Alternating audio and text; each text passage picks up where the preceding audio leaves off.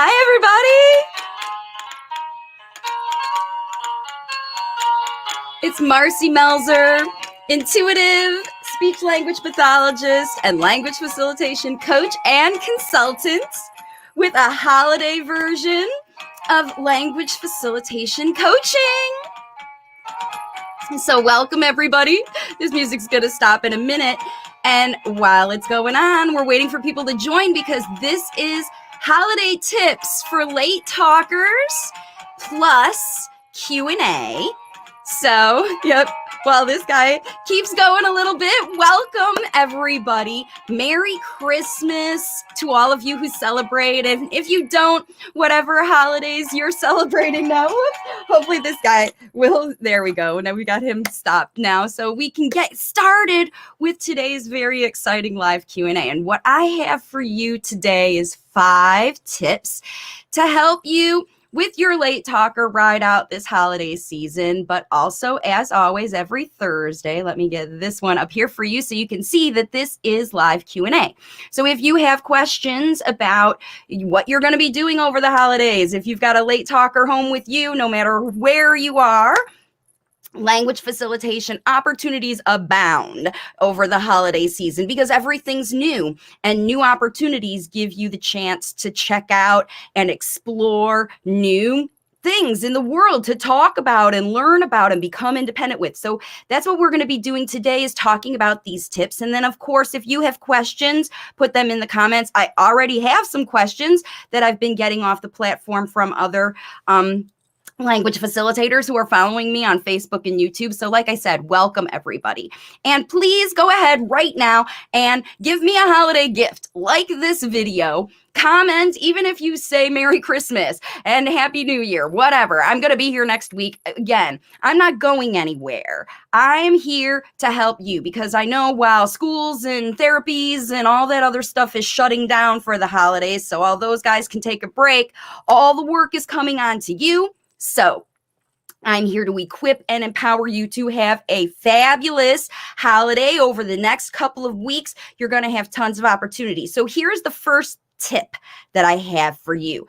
As you make these plans, as you decide what you're going to be doing, even day by day, share your itinerary. So in my workbook, if you haven't got the workbook, by the way, if you have got it, please go ahead and leave a review.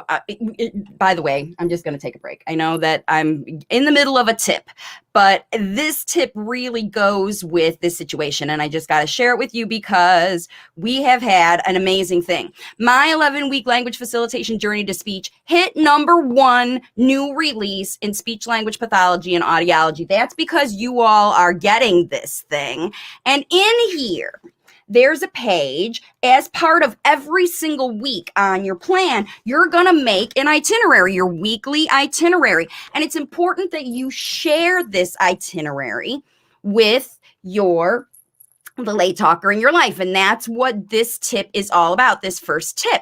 And the reason I have it here, let me put this away so that I can get with it and show you everybody, right, is so that everything goes smoothly, right? When you review your plan, you know what you're going to be doing. And then the itinerary for the week is too far. You might need to review the itinerary of the day or even the morning or even the hour if you are actually trying to facilitate something that you want participation with, that you're looking to get, I'm all in, I'm with you, I'm listening, I'm on board, if they're following your directions or they're taking initiative to participate. Either way, if you kind of expect these things, you expect them to come along with you at this stage, you're not really expecting them to try anything hard, but you are expecting them to follow your plan and do their part, even if they get their shoes on at the right time.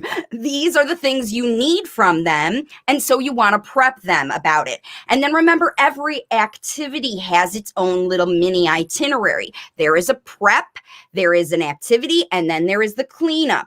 And remember, if you want to have this be a fun activity, you need help. You can't have this be doing all the cleanup and all the prep and all the teaching and all that stuff yourself. You're going to be exhausted by the end of this period. So That's the tip number 2 that I'm going to share with you right now, is that tip number 2 is to focus on independence.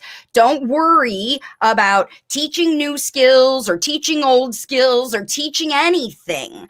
Work on facilitating independence. And how you're going to do that is you're going to teach the late talker how to help you by putting on their shoes because it's time to go, or how to help you carry these gifts, or how to help you stir something, or how to help you wrap presents, put their finger on the bow so you can tie it. They can help you deliver presents to people. They can help you. And every job that you give them and you help them do, even if it's, a very simple job, like take this present that you hand to them and give it to grandma, that little job alone is facilitating independence. Every time you teach your late talker how to do something on their own, they learn to use that skill elsewhere. And then when they're with other people, they will provide their feedback to the skill that the late talker has. So let's say you teach them to say Merry Christmas, and their job is to say Merry Christmas to everybody. There's Uncle Joe, say Merry Christmas to Uncle Joe. You want to teach that ahead, practice it, all of that stuff. And that's how you're going to get farther with it. Okay, let's move into tip number 3. I'm blowing through these because there's lots of videos that cover all these tips, but they're all consolidated here for your holiday memory to get you on plan over the next couple weeks. All right, so number 3 is to treat every opportunity as a learning experience. Good, not so good, surprises. Lots of surprises happen over the holidays. All the schedules are off. You never know if something got delivered or didn't, or something burned in the oven or didn't. Maybe it was the best thing you ever created, or maybe it was a big colossal mistake. Either way, there's something to talk about. Treat every opportunity as a learning opportunity. Learn your lessons from the mistakes and learn what works from your successes. This is how you teach this mindset that you're going to send this late talker back to their school or daycare or whatever with this problem solving ability now, this confidence that you're going to instill in them by empowering them, giving them jobs that you know they can do, that you know they can help with. And then, of course, you're going to reward them for everything you do. So there is no such thing as too much helpful information. Don't be afraid to review things, okay? We've been here before, but it was last year, and last year was very different than this year. You might need a review, even if you were there last month. The experience is going to be different. Every experience, even if you've done it before, 100 times, that those circumstances might cause you to be unconscious and just kind of going through the motions with things. That's another reason that you should treat every opportunity, even the ones you do every day, all day, or repeatedly day after day, treat them as new. Put on your glasses. There's no such thing as too much information. And I guarantee with your late talker, you could be giving them more. Every parent that signs on and works with me, or the ones that even sign on and get hourly coaching, I do video analysis sessions now. You can book them on my website. When I look at videos of these families that are looking for guidance, I don't know what I'm doing wrong. I don't know why it's not progressing faster. 9 out of 10 times, that parent is not talking enough. They're not sharing enough information. The late talkers want more than you're giving. I promise, even if you think you're talking a lot, you can provide more information. Over this holiday, everything you do, give a little more information, and then your late talker will have it. Give that as your gift this season. That's my big tip number 3, really important one. Okay, let's move on to tip number 4.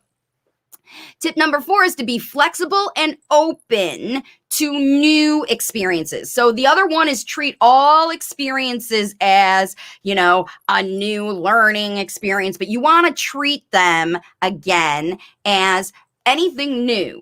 Be open-minded. Your late talker might have an idea that they learned from a friend, that they learned at school, and they want to bring that home. Welcome those things. Maybe they're making up their own ways to play with the holiday gifts that you give them. honor that. If they are into it, if they're not into it, if they chuck it and they don't want to do, that's when you can use the video that I shared yesterday on how to help late talkers like new toys. But don't be alarmed or surprised or even, just be curious. If your late talker takes your toy and plays with it in their own unique way, be open to that. Talk about that. Explore it with them, and you might learn something new about what you can do with that toy, and even find a new way to connect with the late talker, because they're looking at every experience as a new experience. They do anyway. It's when language facilitators get into habits, old habits of, yep, this is the way we do things and we only do things this way. That's when you get in trouble. Comfort zone is not good. We only make improvement when we push outside of our comfort zones. And how do you get a late talker to do that? With new experiences. Hey, look at this. Hey, look at this exciting thing. And it has to be attractive and easy enough for them to want to give up whatever this old thing they're doing, right? They've got habits too. They're stuck on videos. And if you're home and there's no school and their go-to habits are tablets or videos or whatever, now is your opportunity to offer new experiences. In fact, that's the other thing that I see. Most of these late talkers are really looking for guidance. That's why they like school or daycare, because there's someone there with good ideas. Hey, let's all go play outside. Hey, let's go color. Oh, let's all play with dough. Let's all do whatever. They always have good ideas that resonate with the audience, with the kids. And so that's why they like their teachers, because they always present them with easy, fun things to do that they know they can be successful with. And they guide them through if they make mistakes. You want to be like that with everything you do, with dressing, with toothbrushing, with whatever art you create for the holidays, because you should be. If you're out in the snow, you should be doing snow art. If you're at the beach in the sand, if you're in Australia, you should be making sand art. You should be creating in these new opportunities. That's why flexibility is important, because you can look at anything, a rock, a beach, a sandbank, a snowbank, and say, what can we make out of this? What do we have? We have shovels, we have sticks, we have rocks. We can make something out of it. No matter where you are, you can create when you're in this open learners exploring mindset, okay? And then let's move into the fifth tip here is just to have fun together. You just want to don't worry about making mistakes. Don't worry about being silly. Don't worry about, taking risks. Let's try this. I got an idea. Let's try this. This is how you're going to explode your progress during your holiday. Try new things without fear of failure. If you fail, you learn something. If you succeed, you learn something. And talk about what you learn. It's very, very important that these learning opportunities, both recovering from mistakes and taking risks and overcoming successful challenges you create for yourself, this is what fuels motivation. And that's what this workbook is all about. That's what makes this different than any other speech guidance you're going to read about. It doesn't inspire how to pull things out of a child. It inspires them to give it to you. And how does it work 9 out of 10 times is when you give them more. And like I said, that's what I see from a lot of parents who are following me. They want to see more coming from their kids. They want more spontaneous spoken language. They want to hear it without having to prompt it. And the reality is, unless you stop prompting it and start giving more than you are asking, you're not going to see it. And when you do, when you decide to give more than you expect, you have to stop asking questions and start giving answers. You have to stop expecting the job to happen and give the lessons. Give extra teaching. Give extra information. They'll shut you up if you're talking too much, I promise you. But try it, because I promise you they're going to be wanting more. They all do. They all want more. Okay, so thank you so much for joining me, everybody. Like I said, I've got one question here. Somebody from Facebook says, Merry Christmas. Merry Christmas to everybody. Like I said, if you're just joining me live or if you're popping in, please go ahead and like this video. It really helps my channel. And like I said, I'm here. I'm here during the holidays. helping you, because I know that you're here working with your late talkers. You should be taking advantage of these opportunities, and I want to encourage you to do just that. So please like this video if you're watching live or on the replay. Okay, so now what I want to do is, I've already talked about the workbook and all of my amazing resources, so make sure if you want coaching and you want to learn what's going on that you head over to wavesofcommunication.com. All right, so what I want to do now is I've got 3 questions that I got from this week on the YouTube channel. I'm talking super fast because I want to get these in. It's really kind of important because, yeah, this is a big one, the first one. And this comes from Rajesh, who is on YouTube, and this came on a video probably about Einstein syndrome. That's one of my most commonly watched videos, where most parents are fearing diagnosis, right? They're fearing their kids being labeled as having some sort of disorder, when in fact, on the other hand, they have accelerated brain development, potentially neurological development in one area or another might be accelerated, but they're not using speech to talk about it because they're still very young, and the neural development that's happening is regarding processing and analyzing and all of that, but it's not developing in the speech output area. And that happens because smart late talkers do not have any interest in sharing their information. They're more interested in processing and solving the problems and coming up with the solutions in their own mind. They don't care about other people's judgment of their success unless they say, look what I've done. While they're in the process, your good job, hey, what's going on might not even be interesting to them because they're so focused on what they're doing. And this often gets kids the diagnosis of autism spectrum disorder because here they are not sharing what they know, and that's a #1 red flag of autism. Now, if you want to learn more about that, you can just Google Einstein syndrome and you'll see it on my channel. But this is the comment that I got from one of the moms, and here it says a lot about what these evaluations, what these screeners, what these checklists, what this does to parents. And Rajesh's mindset is all focused on worry in this statement, and that's why I wanted to point it out.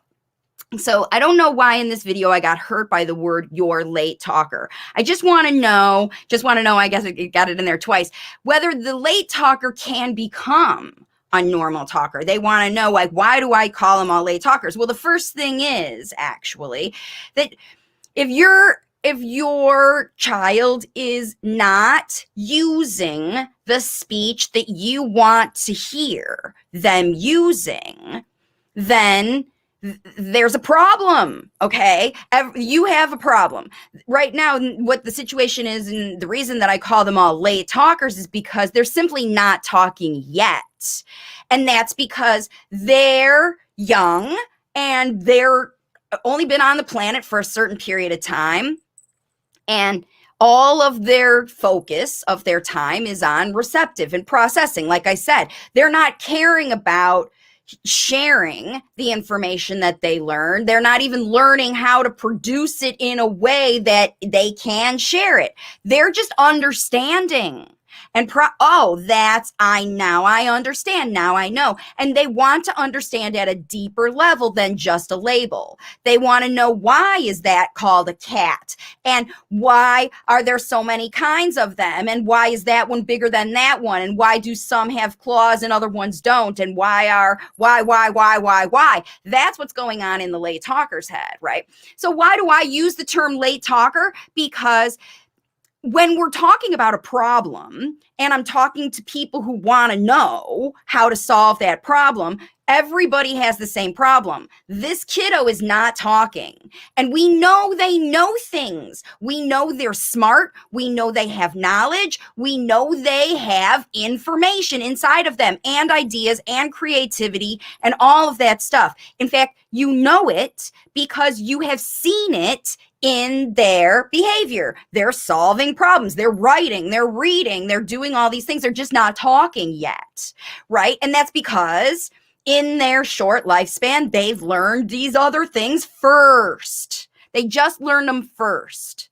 and they haven't learned talking yet. Now, why? Because it's not important to them. It's more important to you. Think about your late talker. Are they unhappy that they're not talking? Are they frustrated that their needs aren't being met? No, because you are making the effort to meet their needs and understand them. They don't have to work hard, extra hard, to try to talk because you're making it easier for them to get through life without speech, right? That's why language facilitation, I work on parents and caregivers instead of working on kids. Because when you realize that when you choose to teach the right words, the words that the child wants to hear, not the words that you want to hear, the words that they want to say, the words that they need to share these ideas that they're clearly demonstrating with their behavior. When they're solving problems, instead of silently watching them in awe, start talking about what's going on. And that's how late talkers turn into talkers. When you make their thoughts relevant in the world and important enough to say, that's what happens to all of us. Think about you when you're in a conversation. You're thinking about whatever, and somebody else says something that resonates, that is almost exactly what you're thinking. You almost can't help yourself but chime in, right? If you're not really a talker, you're just going to listen. You're going to look at them. You're going to stay by them. If you're seeing that behavior in your child, that means they're learning from you. And if you're not talking during those times, you're missing your opportunities to be a language facilitator. And so, will late talkers turn into talkers? They absolutely can. Every child, every late talker has potential to be a talker when someone teaches them the words that they want to say. That's when late talkers turn into talkers. And it's my mission to help all of them, as many as possible, turn into talkers, because we need that knowledge. They are super smart. They're going to be creating the systems we use in the world. They're engineering, the medical, the art, the brilliance that we need in our future. They're busy figuring it out when they're young. And when we get them able to communicate their ideas and share and debate other people's ideas and compare with new knowledge in school and with professors and things like that, when we get them to that point where they can use speech clearly and easily, that's when it explodes. And one person over here is thinking of something brilliant, and another person over here is thinking of something brilliant, and they come together and talk about it. That means it's getting into the world. And that's the whole mission of Waves of Communication, is turning late talkers into talkers.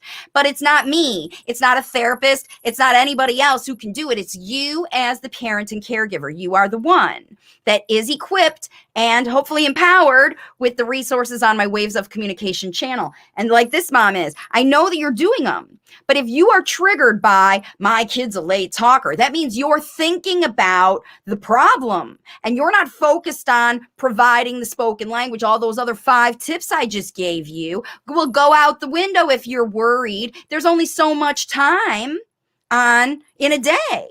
How much of it are you going to spend worrying about what other people are calling your kid and helping them become what you want them to become, a talker? It's up to you if you want your kiddo to not be a late talker anymore. You're the one that can facilitate it. It's up to them to decide to be a talker, but it's up to you to facilitate that transition. And that's why I made this workbook. And it's not about teaching them to do stuff. It's about connecting with them, because when you connect with them and you enjoy what they're enjoying and they enjoy what you're enjoying and you talk about it at the same time, language happens. It just happens naturally. So that's how you're going to go. All right. That was a big one. Kind of, really get into thinking about your mindset. How are you thinking about this process? Why are you doing it? Why are you watching this video? What do you want to develop? Don't you want to change and be happy every day? I don't need a break from language facilitation coaching because it is super fun. I help people have fun every single day. If they're worried, I show them how to have fun. If they're struggling, I show them how to have fun. If they're feeling like they're not making enough progress, I show them how to have fun. Because when you have fun, you make progress. Everybody does. And if it's slower than average, it doesn't matter because you're having fun. But if you're worrying and pushing for fast progress and you're having a terrible time every day, you're struggling, you're frustrated, you're crying with each other, you're laying your head on the pillow at night worrying, will my kid ever be a talker? That means you're not on a plan. You don't have an itinerary. You don't have a strategy ready to go. And that's why you're stuck. Okay? This coaching is about you helping this late talker find their speech. And you can do it. You can do it. Okay, enough of the lecture. Let's get into the next question I have. All right.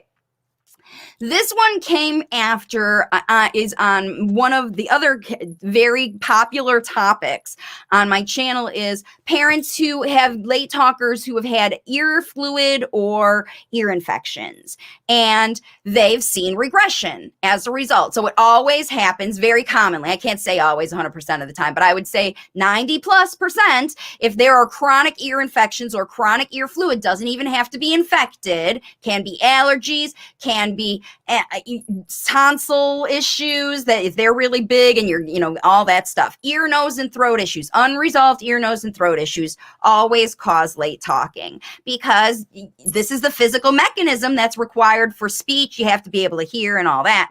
And you will see regression in this case. Now, this one says, my little one regressed with both verbal and nonverbal communication. So again, it's the same situation that happened with that Einstein syndrome child. Speech and hearing speech just became unimportant for the child. Whatever they were processing, it was sounding like it was underwater, and or it didn't have any meaning for them. So that probably when the child digressed, and we're talking about little kids, I think they were saying, this is one that's, in the twos, this is when they do this surgery. They start around 18 months and then they have some regression. It's very challenging for parents to know because at 16 to 18 months, you're not picking out how is my child communicating. There's no patterns to it. It's all trial and error. They might try something once and it works for them and they might never use it again. At that stage, there are no patterns. So anybody who's trying to see this is what's going on with your kiddo at that stage, you're going to have to see significant patterns. There's not like it happening every day, multiple times a day. And when those things happen, like kids start toe walking, kids start repetitive behaviors, things like that. That's when the autism diagnosis things come out again, and parents stop focusing on the ear, nose, and throat issues and start working on behavior control when it's not going to help a child who can't hear. But this mom did. And what they did was they had surgery. So in the video, I was talking about signs that look like autism, but are actually ear infections. And in this case, it's the regression one they saw. And they're seeing some improvement, but they're not sure how to make out what counts as joint attention. And very similar to the last one that I was talking about here, we were talking about how do you know if the child is listening? If they're not talking to you, if they're not saying things, if they're not coming to you and bringing you things because they're processing a lot of stuff in their own head on their own, how do you know if they are listening when you start talking? You will see a difference in behavior. So anytime you make a change in how you communicate, it has to be a big change, has to be consistent, 2 to 3 hours every day. If you change your communication habits 2 to 3 hours every day, you will see a change in the child. It just happens. They pick up stuff from other places. We're going to talk about that in the next question, and they start to use them. If it's something that you say often and you use often, they will pick it up and start to use it for themselves. And that's what's important at this stage. Let me show you the question again. So how do you know if the late talker is listening? First of all, you're going to see him look at you. You're going to see better eye contact. You're going to see some acknowledgement of, yes, You're right. I agree with you. That's a good thing. You might see a head nod. You might see them come to you. You might see them grabbing you. You might see them bringing you more things. You might see them touching your face more. This is post-surgery. So now a child's able to hear things they couldn't hear. They're going to notice where the sound is coming from. You're going to hold things by your mouth, and they're going to start to pay attention to your mouth and listen and look, and the neurology is going to start to kick in again, because all the things that were blocking it, the fluid in the ears or the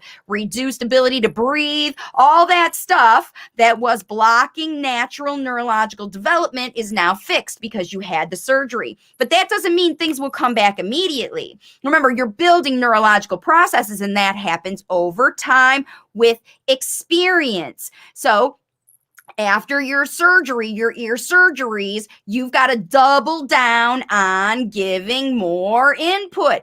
Talk more about everything. Those 5 tips that I just gave earlier are going to be perfect for you. Every experience is a new experience. They didn't hear it the first time. Now you've got to replay everything from the start of your day to the end of your day in super slow, easy to understand speech. Slow down, get in their face, talk with a big facial expression so they look and they're appealing to you. Now, if it's too much or the wrong stuff, it'll work like a magnet. If you're attractive and you're cute and you're fun and you're not pressuring and you're not asking questions or making them do things, they will attract right to you. But if you flip and you start to project out, I want them to do this, I'm prompting this, and you're trying to pull things out, it works the other way like a magnet, as a repellent. So you will see the late talker avoiding you, shutting you down, running away,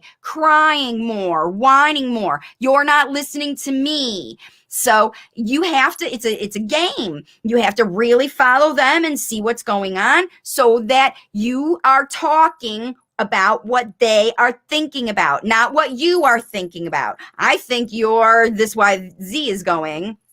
They don't care what you think. They care about what they think. The whole point of both of these kids is they're in their own head more than they're listening to the world. And you're trying to bring them out so they can engage. And like you said, not sure about when, joint attention, you know it. When they're listening, you know it. Believe it. Just believe it. Don't test it to see. Don't test and see. Is he really listening? Where is the cow? Where's the thing? Do this thing. You want to be tempted to test them, but don't do it, because as soon as you start testing, that flips the magnet and you'll repel them. So just trust that they can hear you, trust that they like you. If they stay by you, they smile, they look at you, then you're on track. If not, you got to change you. Don't worry about them. You fix them, their speech. Now you've got to provide the right models. Okay, so that's that one. Let's see, I've got another comment here.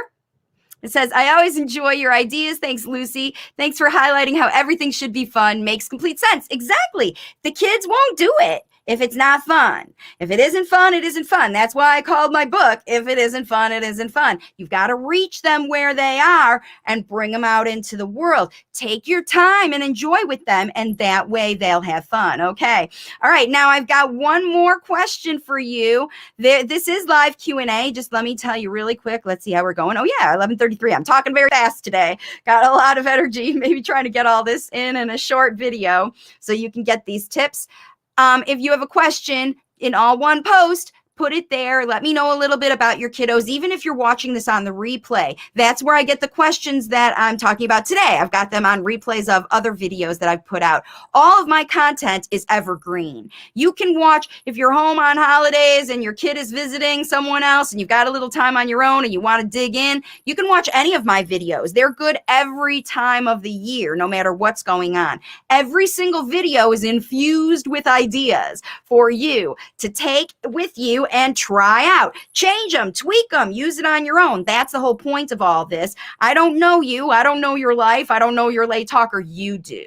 I'm just giving you ideas to inspire you. So if your family likes sports and outdoors and doing that stuff, you're going to be spending your winters out playing in the snow. If your family is very introverted and you like reading and computer games and things like that, maybe over the winter you'll teach your kid how to use Photoshop or, some kind of computer game or program that they're learning how to fix. Teach them how to write books and do online graphics with their doodle stuff. Teach them skills that will help them share their wisdom with the world. They'll love you for it. That's what's going to help them. And then they're going to go back to school and show everybody what they learned instead of how far they're behind because they've been sitting around watching Baby Shark and Christmas Baby Shark or whatever all day. Okay, so let's get to the last question today, and it's this one.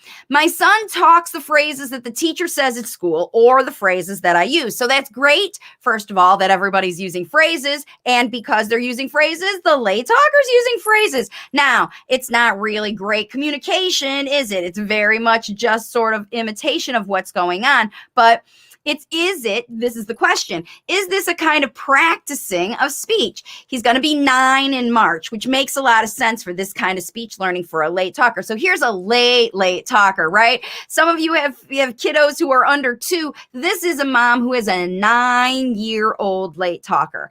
And for 9 years, they have been using whatever nonverbal communication they made up together. So some things the mom showed the kids and some things the kids show the mom. But in this late talker's case, he's got both teachers and a mom who he trusts say good things that will resonate with what he can use. Now, this kind of expression, when you have kids that you only hear the kinds of things that you're saying, this is a Gestalt learner. This is a child who is literally listening to the combination. They're not learning word by word. So if you were going to analyze and test, does your child know? Let's say it's like, hey, everybody, come here. Like that's one of the things that a lot of teachers will say, or hey, everybody, listen to me. Or, hey, everybody. So that kind of phrase, hey, everybody, is easy for a kiddo to pick up because the teacher probably says it a lot of times. It's one of her habitual phrases that she uses. And you probably use the same one all the time. I know I do. I'll say, I in different periods of my life, I would go through different phrases I would learn. And I also found myself when I was working with kids who speak Spanish. So Spanish is my second or third probably language that I learned, and I don't know it well, but I was still in the position to facilitate language with late talking kids whose parents and kids, they spoke Spanish, and I'm not a native Spanish speaker. So what I did a lot was give these kids, I learned from my interpreter and the kids and families, key phrases. Come here, go this way. And I would learn how to match those key phrases with vocabulary that I knew the kiddo understood. So for example, if I was playing with a bus, I would learn the phrase, let's go this way, or everybody sit down, or sit down and put your seatbelt on. And then every character that went on would go through the same story and I would tell the same things. So I was teaching knew how to use the 2 bits, right? The 1 bit that they memorized from me or mom or whatever, together with the other bit of the noun or the label vocabulary that they had memorized because they know what things are. And so combination of those things, hey, give it to me. When you teach words, come here, that can use open this, I need help with, that kind of thing. Then it turns into more useful Gestalt language. So it won't be perfect. They'll still be matching chunk with chunk, but it will be more functional. And then when that happens and you get some expression, you always want to reflect or recast the proper way to say it. Oh, you're trying to tell me you want me to dig a deeper hole. You want a bigger hole dug in the sand, or whatever they're telling you, because whatever you're doing isn't right or correct because you've guessed. You're doing what you think they want. And when they try to stop you or change you, remember, they've learned that from you. If they start doing something the wrong way, you immediately jump in and stop them from doing that and show them the right way. Your late talker will learn to do this with you. And that's what's happening here. That's what you want to take advantage of. It's a very helpful stage for the late talker to be in. They're constantly imitating what works for them. So number one, pay attention to what they're saying, because those are the phrases that work, the phrases that pay, I call them, the ones that they know. They learned it because at the time they learned it, it made sense to them. It was the right thing, the right words, said the right way at the right time. So your language models, don't focus so much on what they're saying. They're in learning mode. Focus on what you are saying. So yes, they are practicing and they are trying to use, because remember, for 9 years, you have in your household been developing whatever you're using now. Before he started to say single words to get what he wanted, you followed him around, and when he pointed to stuff or brought you to stuff or gave you things, you told him what it was, and then he learned the labels. That's the one chunk, right? Now he's listening more because he learned the labels already. He doesn't need to memorize those things anymore. I hope you're not teaching that stuff still, matching and labeling and things like that. This late talker clearly wants to know how to use these words and phrases that he has memorized. And if you're saying the same old thing over and over again, it's not going to evolve. You have to be a step ahead. So this is the stage where if you're getting a phrase that you hear, you reflect back 3 full sentences back to the late talker with these phrases embedded. Just like I said, oh, you want me to dig a hole. You are building a castle and you need a deeper hole. You want my help. Your shovel is too small. Whatever the situation is, this is what's going on in the late talker's mind. They're thinking all that stuff. I need help. I need a bigger hole. I need this. I need this. They know.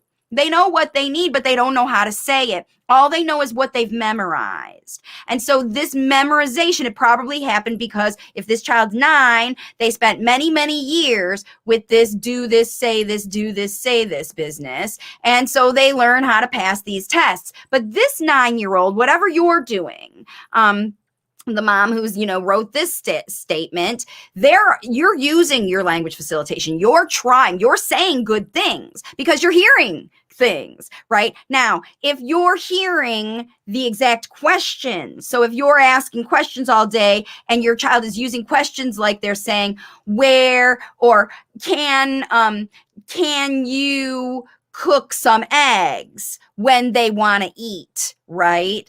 Or things like that. That would be the ideal thing, is can you cook some eggs? But they're not saying that thing. If you're saying just demonstration of prompts, then you're going to get prompts. They're going to reflect what you're saying. That's why telling these stories is going to really help you about all of this. Okay. So, let me put this one down. Here's Preeti's got a question. How important is pretend play for language development? My 2.9-year-old boy does not pretend play. He imitates our actions from daily chores, but does not pretend play, let's say with a toy car. So Preeti, this is a very, very important thing to develop with language facilitation. I'm glad you asked that question. And the reason that your late talker is not doing these things is because you have over prompted imitation. You have teach, test, reward. You have said, do what I do. And then when the late talker does it, you reward them. So what you've shown them is that now this child is prompt dependent and they don't know how to play and pretend because they don't have any demonstration. All they know how to do is what you have demonstrated. Like you said, you're getting imitation, but he doesn't know how. And it's because he doesn't have any models. So what you need to do at this point is you need to start parallel playing with pretend play with your own stuff. Don't take away their toys. Don't mess with their stuff. Don't even infringe on their storyline. You make your own. You show your child how to create a storyline, how to identify the characters. Who are you pretend playing with? What is the scene? What are they doing? Why are they doing it? And what is their result? That's what pretend play is. I'm going to be the mom. You're going to be the baby. They know. If you're playing with cars, for example, what kind of pretend play are you looking for? Do you want them to play on a road? Do you want them to take it and go get gas? Do you want it to wreck them? What are you looking for? Teach it. If your child isn't going to know how to play with their toys unless they see some models. So if your child is home by yourself and you buy this fabulous toy that you've seen other kids playing with, wow, my kid's going to love this. They don't know what it is. Every situation is new.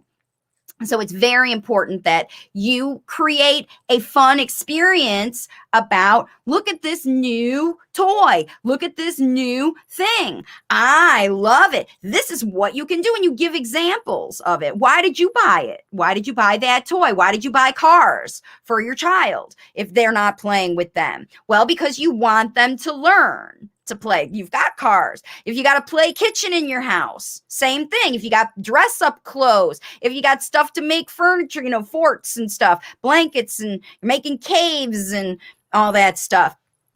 This is what you need to be doing. You should be doing every day. And like you said, Preeti, your little guy is already doing jobs. He's already helping you put things in the trash or stir things or put the laundry, whatever you're having him do with you. Those are the things you pretend. Those are the things you pretend. And you can talk about them while you're doing them for real, but then your child has remembered those experiences. Just like the last one that we talked about, they've learned how to do the things that you do.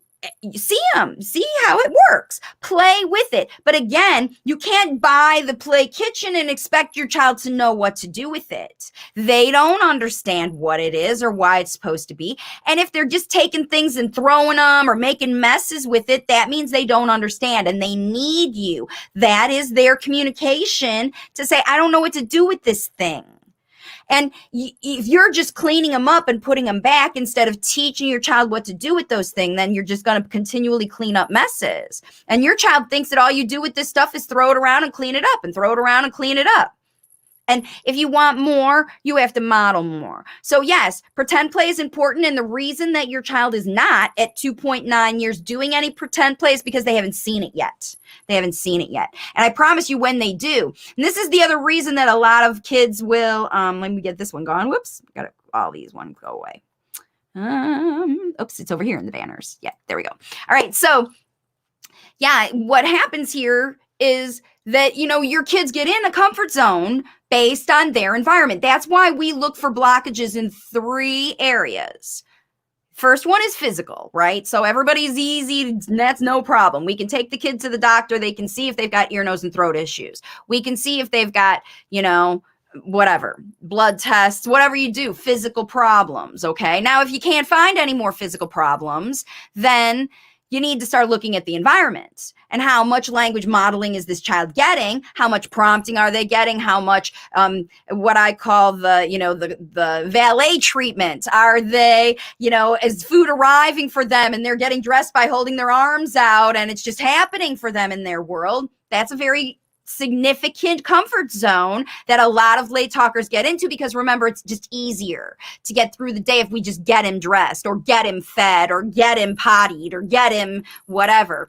This is facilitating independence with language facilitation. What you want to do over your holidays is get something more independent. Empower the late talker to be a big kid. Little kids and babies are valets and princesses and princes. Those who develop big kids, those who want to be CEOs, the ones that are solving problems and doing stuff and they want to learn, they don't want comfort zone stuff. If they're addicted in their phone and they're watching videos in different languages and they're doing their exploration on a device, that is your sign that you're not doing enough. You're not giving them enough real life experiences where they can learn to share their wisdom with the world. And that's what's necessary. Okay. If you want to empower a child who is not using speech, and especially if they're older than 2 or 3, I mean, this is when the kids should be starting to talk. And if they're not every day trying harder, this is what you're going for.